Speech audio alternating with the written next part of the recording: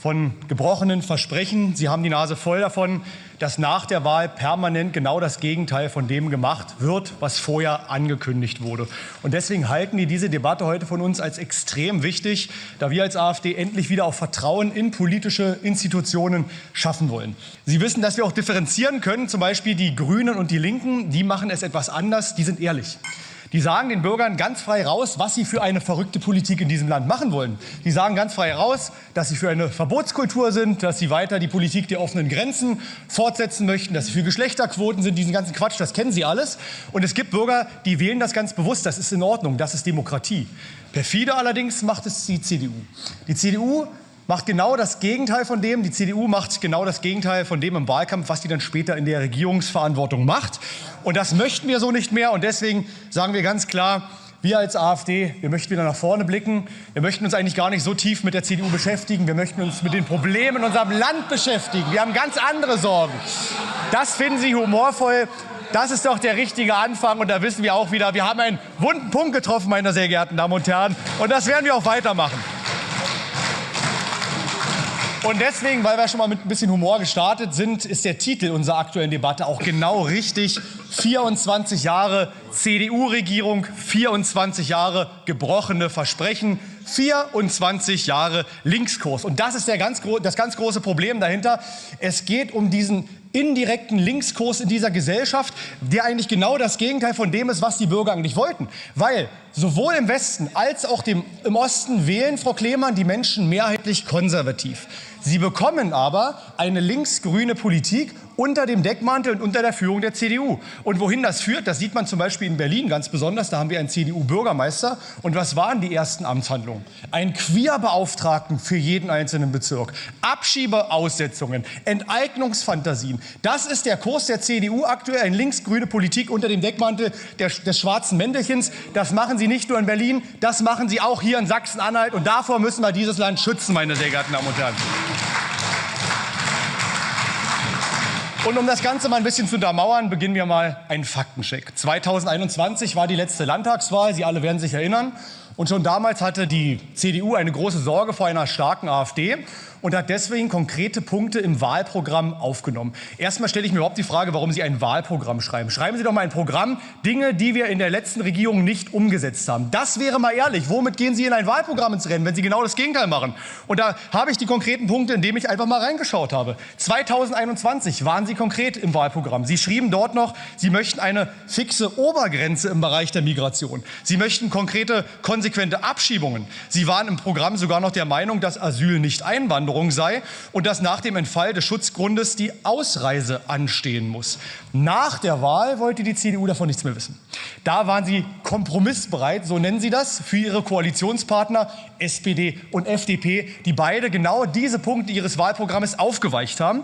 Und da hieß es dann auf einmal im Koalitionsvertrag nicht mehr, dass es eine Obergrenze geben soll. Davon war keine Rede mehr. Sie haben auch nicht mehr unterschieden zwischen den unterschiedlichen Aufenthaltsgrundlagen.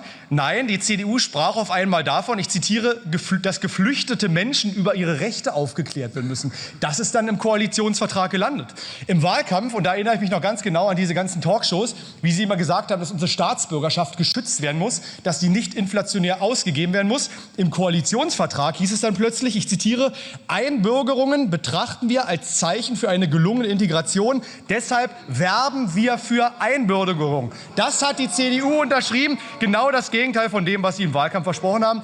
Und auch den Landwirten sind sie selbstverständlich in den Rücken gefallen. Im Wahlprogramm hieß es noch, sie möchten Maß und Mitte. Sie sind gegen Flächenversiegelung, gegen Verspargelung. Sie möchten eine grundlastfähige Energieversorgung. Und was stand dann im Koalitionsvertrag? Man müsse unbedingt die Klimaziele erreichen. Sie haben den Weg weiter freigemacht. Noch mehr Windräder, jetzt sogar im Wald. Alles Verantwortung der CDU. Sie haben die Landwirte verkauft und verraten, meine sehr geehrten Damen und Herren. Aber unterschrieben hat das ja nicht nur die CDU, unterschrieben hat das auch eine Person. Dr. Rainer Haseloff, Sie alle erinnern sich höchstwahrscheinlich. Dr. Rainer Haseloff, ja, und Sie auch. Ach, Sie haben das unterschrieben, noch besser, wunderbar, noch besser. Dann kommen wir ja gleich. Okay, ich komme gleich zu Ihnen. Wie bitte? Ja, ist doch gut. Ich komme jetzt. Wir merken es, Herr Schulze kann es gar nicht erwarten. Herr Schulze, ich komme jetzt auch zu Ihnen. Sie sind im Prinzip das personifizierte Brechen von Wahlversprechen, Herr Schulze. Herr Haseloff hat nämlich, ich habe es ja noch gar nicht gebracht, geduldet euch noch wenige Sekunden.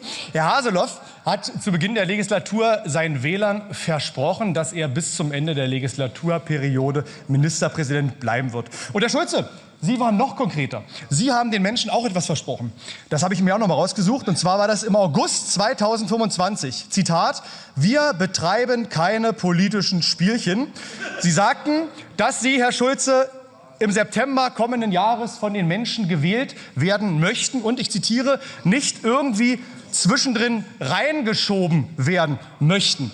Dann kam dem Vernehmen nach der Anruf aus dem Kanzleramt. Herr Merz hat gesagt, da kommt eine starke AfD, ihr müsst was machen, jetzt soll doch der Wechsel kommen. Und schwuppdiwupp, Herr Schulze, wurden Sie doch reingeschoben. Sie haben den Menschen ins Gesicht gelogen.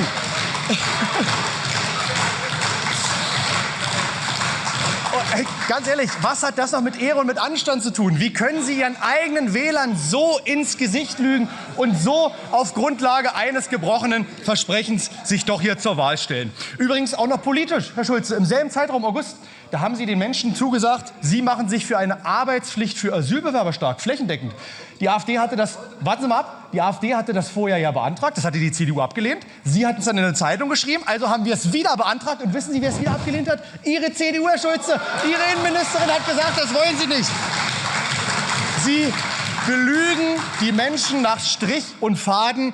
Ich fasse es nicht, wie man das hier mit seinem Gewissen, wenn man denn vielleicht noch eins hat, überhaupt noch vereinbaren kann. Und das ist das ganz große Problem. Und jetzt kommt aber das zweite große Problem, dass diese Lügen ja Hand in Hand mit großen Teilen der Medienlandschaft funktionieren, die eine genau solche Doppelmoral eben nicht aufzeigen, die Sie dann abdrucken, Sie möchten die Arbeitspflicht für Asylbewerber, es aber überhaupt nicht hinterfragen, wenn Ihre eigene Partei, Ihre eigene Innenministerin sich dagegen ausspricht. Das wäre eine Doppelmoral, das müsste man der Presse, aber nein, das passiert nicht. Und deswegen gibt es Leute, die immer noch auf diese Märchen hereinfallen. Und deswegen ist diese Debatte heute so wichtig. Wir müssen den Bürgern die Augen öffnen, was hier für Lügen passieren. Und gerade in Sachsen-Anhalt ist doch das perfide, dass es nicht nur inhaltliche Versprechen sind, die gebrochen wurden, sondern auch Personalversprechen. Das ist nochmal eine ganz neue Liga. Aber ich weiß ja, Sie haben von den Besten gelernt, von Friedrich Merz. Der geht ja vor der Wahl mit dem Ziel rein, die Schuldenbremse einzuhalten. Und direkt nach der Wahl gibt es das größte Schuldenpaket in der Geschichte dieses Landes. Zieht sich übrigens auch bis ins Land durch, Herr Heuer. Sie sprechen immer von einer schwarzen Null. Dann erfinden Sie eine Corona-Notlage, um verfassungswidrige Schulden aufzunehmen. Also wie kann man sich hier nur so blamieren? Es ist ein riesengroßer Skandal. Aber auf Landesebene wird diese Show ja immer durchsichtiger. Jetzt haben wir Wahlkampf, jetzt ziehen Sie durchs Land mit den ganzen Lösungen, die Sie ja kolportieren. Dabei verschweigen Sie, dass Sie es sind, die hier regieren, die genau das, was Sie jetzt in jeder einzelnen Talkshow kommunizieren, die ganze Zeit machen könnten. Aber was machen Sie als Amtshandlung, Herr Schulze? Sie machen das erste Queerförderprogramm Sachsen-Anhalts. Ein Landesprogramm, 24 Maßnahmenpakete. Ich fasse es nicht, was die CDU hier für Prioritäten setzt. Ein Queerprogramm. Wir haben so viele andere Probleme im Land, Herr Schulze. Migration, Energie, steigende Preise und Sie kümmern sich um die queere Community. Es ist einfach nur unfassbar. Ich weiß genau, warum Sie das machen. Sie bereiten sich natürlich auf Ihre neuen Partner vor, auf die Linken vor. Da muss man jetzt schon mal den roten Teppich ausrollen. Der Thomas lacht. Ja, da habe ich Sie ein bisschen erwischt, Herr Thomas. Aber bereiten Sie sich mal vor auf Ihre Zusammenarbeit mit den Linken. Und da das Zitat heute noch nicht genannt wurde, möchte ich Ihnen zitieren Luigi Pantisano, der Bundesvorsitzende der Linken. Ich zitiere: Es gibt keinen Unterschied zwischen der CDU und den Faschisten. Wenn das Ihr neuer Partner ist, dann hole ich mir auch schon mal das Popcorn raus. Das wird ja noch spannend in den nächsten Monaten. Unfassbar. Aber Frau von Angern hat sich heute wenigstens von dem Bundesvorsitzenden der Linken distanziert. Das ist schon mal der erste Schritt. Super. Sie halten zusammen in den Linken. Also ein Trümmerhaufen ist das einfach nur. Liebe Kollegen, zum Schluss noch eine Sache. Es laufen ja gerade viele Podiumsdiskussionen. Und egal, wer da sitzt, ja, ob es aus der Fraktion ist oder aus dem Kabinett, man tut immer so, wenn man hier regiert, als wenn man mit der Regierung in den letzten Jahren gar nichts am Hut hatte. Sie tun in diesen Talkshows, in diesen Podiumsdiskussionen so, als wenn irgendwer anders regiert, wahrscheinlich die AfD, aber sie gar nichts damit am Hut hätten. Und es ist immer das gleiche Bild, das ist eine riesengroße Doppelmoral. Und deswegen komme ich zum Schluss, indem ich frei sage, man kann das ändern und wir müssen es ändern. Die Bürger haben das nicht verdient. Wir möchten, dass sie endlich wieder Vertrauen in politische Institutionen setzen können, in die erste AfD-geführte Landesregierung setzen können. Und deswegen sagen wir ganz klar, ob die CDU CDU irgendwann mal wieder richtig abbiegt oder ob sie weiter mit Frau von Angern, mit Luigi den Weg in den Untergang gehen, das ist ihr Ding. Mir ist das völlig egal. Wir kümmern uns um die wichtigen Probleme in diesem Land, um die politischen Herausforderungen, Migration, innere Sicherheit und vieles mehr. Sie spielen mit ihren Brandmauern rum. Herr Siegmund, das ändert nichts daran, dass Ihre Zeit vorbei ist. Letzter Satz, Herr Präsident. Wir lieben dieses Land. Wir werden es für ihn im Linkskurs schützen und deswegen 45% plus X am 6.9.2026 hier in Sachsen-Anhalt. 24 Jahre CDU-Regierung, 24 Jahre gebrochene Versprechen, 24 Jahre Linkskurs. Die aktuelle Debatte der AfD-Fraktion war unendlich wichtig. Und das haben auch die emotionalen Redebeiträge heute gezeigt. Aber eine Sache muss ich noch mal unterstreichen. Uns ging es darum, dass endlich wieder Vertrauen herrscht.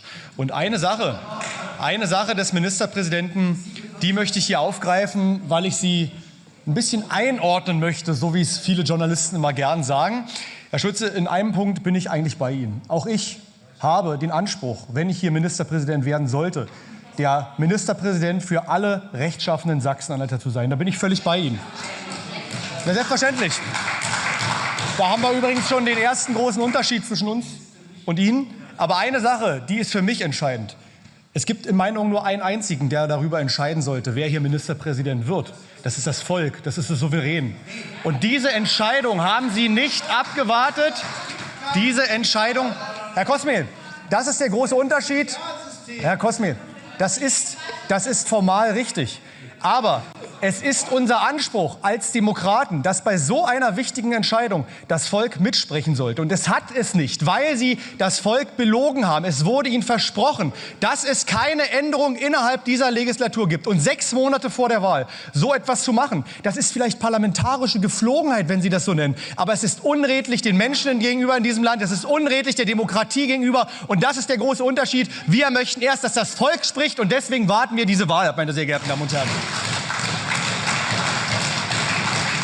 Und das hat auch diese wichtige Debatte heute gezeigt. Weil was war denn der entscheidende Unterschied? Wir stehen ganz klar zu der Position, dass wir sagen, wir können nur wieder Vertrauen in politische Institutionen herstellen, indem der Wähler nach der Wahl das bekommt, Frau Kleemann, was er vorher gewählt hat. Damit haben Sie nichts am Hut, weil Sie auch mit den Wählern nichts am Hut haben, Frau Kleemann, weil Sie bei 6% stehen. Aber wir haben einen anderen Anspruch. Wir möchten die Menschen mitnehmen und wir möchten die Mehrheit hier endlich wieder vernünftig in diesem Land vertreten. Das machen Sie nicht wegen Ihren komischen ideologischen Koalitionen.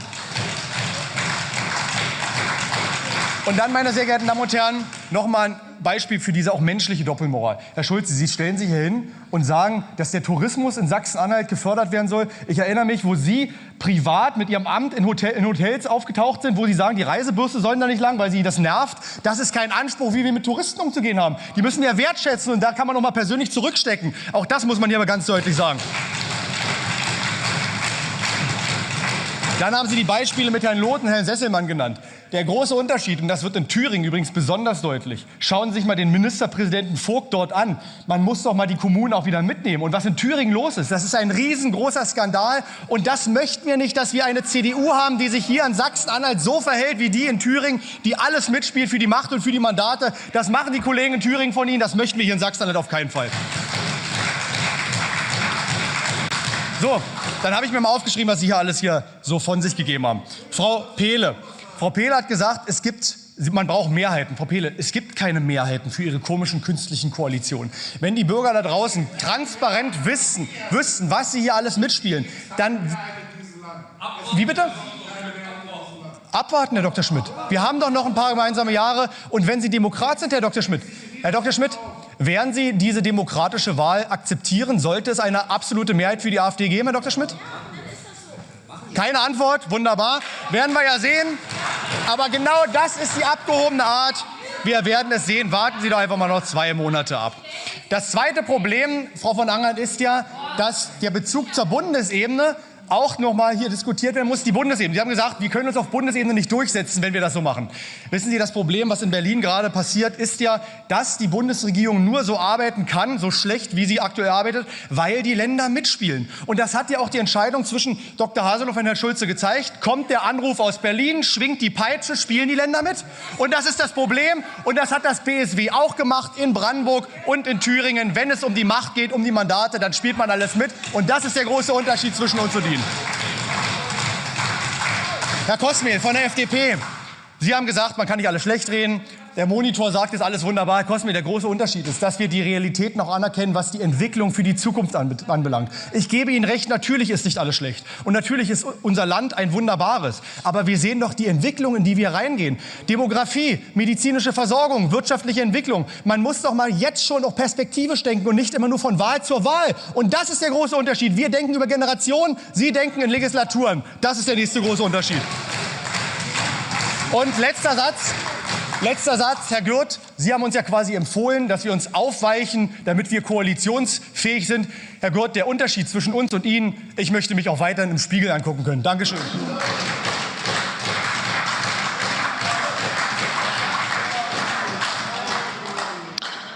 Herr Borgwardt, Sie haben das Wort, bitte sehr. Ja, Herr Präsident, ich wollte noch mal auf die verfälschende Wertung des Kollegen Siegmund eingehen, dass wir den Wähler getäuscht hätten. Oh. Der Wähler hat der CDU mehrheitlich das Vertrauen 21 gegeben. Und dieses Haus hat den Ministerpräsidenten gewählt und nicht der Wähler. Das kann man ja beklagen. Aber so wie Sie das hinstellen, dass wir Wortbruch gemacht hätten, ist eine glatte Lüge. Und deswegen will ich das hier noch mal deutlich sagen. Das ist Sache der Koalition gewesen. Und ob das überraschend kam für viele, ist völlig ohne Belang. Es ist keine Wählertäuschung, weil es hat an den Mehrheitsverhältnissen in diesem Landtag, was der Wähler bestimmt hat, nichts geändert. Und insofern ist Ihre Aussage nicht zutreffend. Können Sie noch mal reagieren, bitte sehr. Herr Kollege Borgwardt, ganz sachlich, der Faktencheck. Dr. Haseloff hat gesagt, er steht bis zum Ende der Legislatur als Ministerpräsident hier im Land Sachsen-Anhalt bereit. Herr Sven Schulze hat im August 2025 gesagt, er steht nicht für Personalspielchen zur Verfügung. Er wird sich nirgendwo reinschieben lassen. 3 Monate oder 4 Monate später war alles vergessen. Wenn das für Sie keine Lüge ist, Herr Kollege, dann sind Sie in der CDU genau richtig aufgehoben.